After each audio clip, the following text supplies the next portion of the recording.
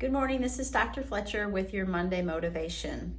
It's that time of year when everyone's going on vacation, going to the pools and the beaches, and you're reaching for your sunscreen.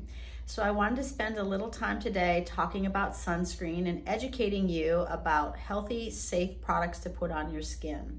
The Environmental Working Group just released their annual report on sunscreen, and we'll attach the link for this, but this is something good to get your hands on. They looked at hundreds of sunscreen products, and alarmingly, only about 1 out of 4 actually met the standards for safe sunscreen.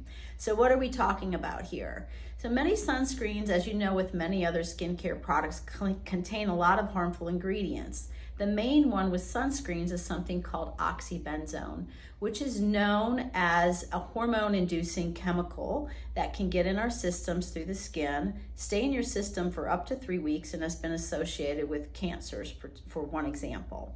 So you really want to avoid those types of products in your skincare. The other thing you should be looking for is zinc. So zinc oxide would be a much safer alternative. I won't get into all the details on this, but it's a great resource to turn to. So a couple things to ask yourself. Are you doing more harm than good? So choosing safe products, and actually what you're using, is it actually effective? So the other thing that's come out is that the European sunscreens block up to 3 times more of the harmful UVA rays than the American sunscreens. And those are the types of rays that can lead to skin changes such as skin cancers, immune disruption, and aging, which we'd all like to avoid some of that.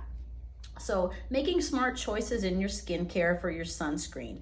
Again, you're applying this multiple times throughout the day, or at least you should be every 2 hours.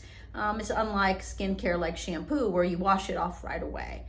The last thing I'd like to say is that aside from sunscreen, your first choice should not be the sunscreen with thinking about skincare protection. Think about things like the time of day you go in the sun, avoiding the highest part of the day when the sun rays are at the peak. Thinking about other layers of protection, such as a hat or sunglasses or SPF clothing. And then things like staying in the shade and being in areas that are cooler.